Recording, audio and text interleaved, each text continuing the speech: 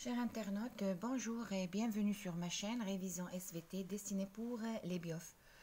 Aujourd'hui, on va voir au niveau du cours génétique des populations des applications sur la loi de Hardy-Weinberg. Je vous rappelle que cette loi, nous avons la formule suivante, P plus Coulomb le tout au carré. Elle est égale à P carré plus 2P Coulomb plus Coulomb au carré, elle est égale à 1. Bien sûr, nous avons P est la fréquence de l'allèle grand A et Coulomb est la fréquence de l'allèle petit a. Donc, en appliquant cette formule, on peut calculer facilement la fréquence d'un allèle, d'un génotype ou d'un phénotype dans la population. Exercice numéro 1. Nous avons un bébé sur 25 600 souffre de la phénylcétonurie au Québec, qui est une maladie récessive.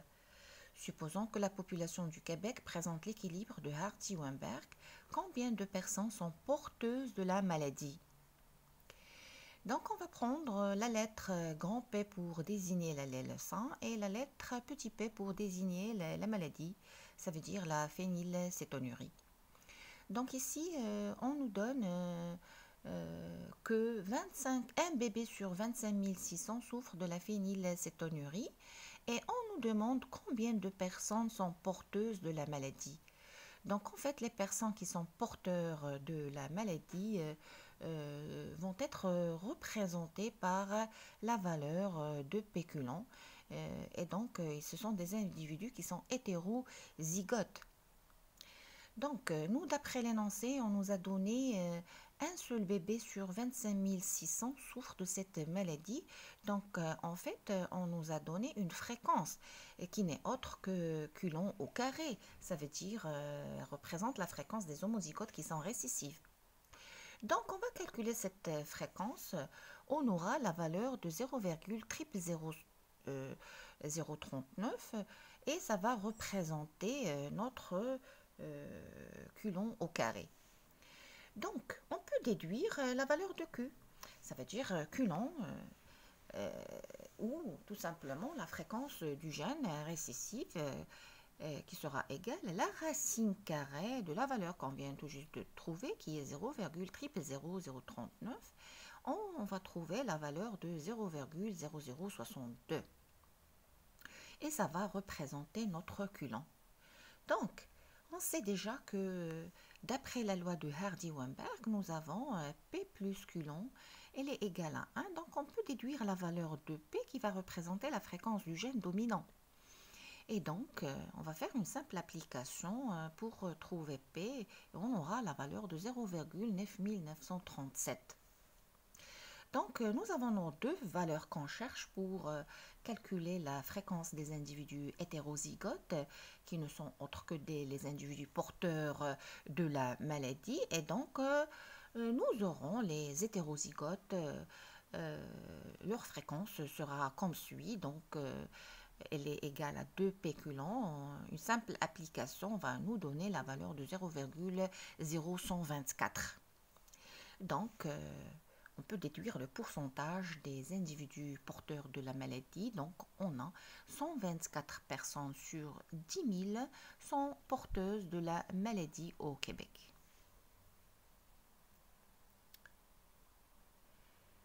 On va passer maintenant à l'application numéro 2. Donc, chez le bétail sortant, c'est une sorte c'est une espèce de vache. Trois génotypes sont possibles. Nous avons des animaux rougeâtres et des animaux rouans et des animaux blancs.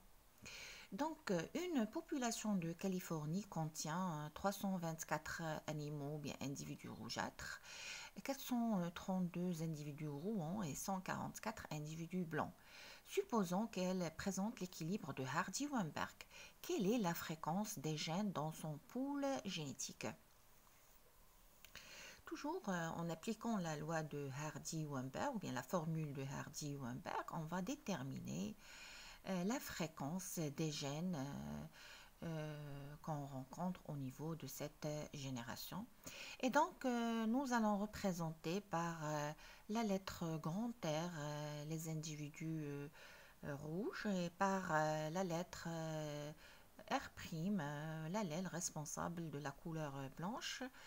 Et donc, je vous rappelle qu'on est en train d'étudier ici un cas de codominance.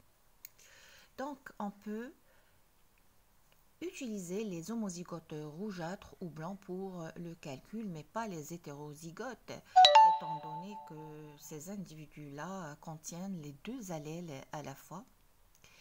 Donc, prenons les blancs.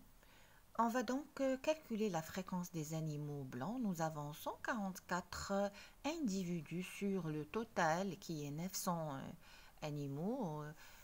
On aura la valeur de 0,16 et ça va représenter notre culon au carré. Ça veut dire représenter la fréquence des homozygotes blancs tout simplement. Donc, on peut déduire la fréquence de l'allèle R' qui va représenter notre culon. Il est égal à la racine carrée de 0,16. On aura la valeur de 0,4.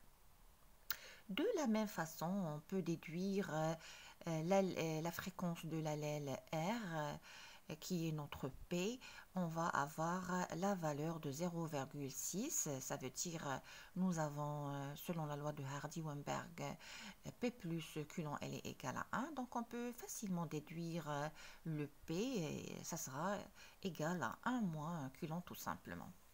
Et comme ça, on pourra déterminer facilement nos différentes fréquences. Donc, on va maintenant passer à l'application numéro 3. On va étudier le cas de la dominance et le cas de gènes liés au sexe. Nous avons l'hémophilie est une maladie récessive monogénique liée au chromosome X qui touche un garçon sur 10 000 en France. Déterminer la fréquence des allèles et la fréquence des génotypes chez les deux sexes. Donc, on nous a donné ici une fréquence. Ça veut dire que nous avons un garçon sur 10 000 en France, il est atteint de cette maladie. Et en plus, la maladie, elle est récessive. Donc, on va se référer à un échiquier de croisement qui sera représenté, comme vous voyez.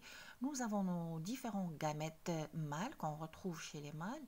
Donc, on va avoir X grand A, ou bien X petit a, ou bien Y. Et chez la femelle, donc, va nous donner deux types de gamètes, ça veut dire X grand A et X petit a.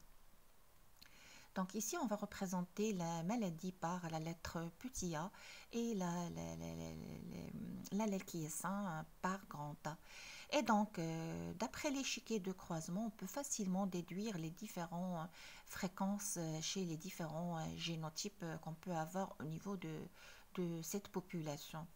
Donc, remarquez que pour les garçons qu'on a ici, donc on a deux types de génotypes, soit X grand A Y, et ils seront des individus qui sont sains, soit X petit a Y, et ils seront des individus malades. Donc, on peut calculer les fréquences de ces individus malades.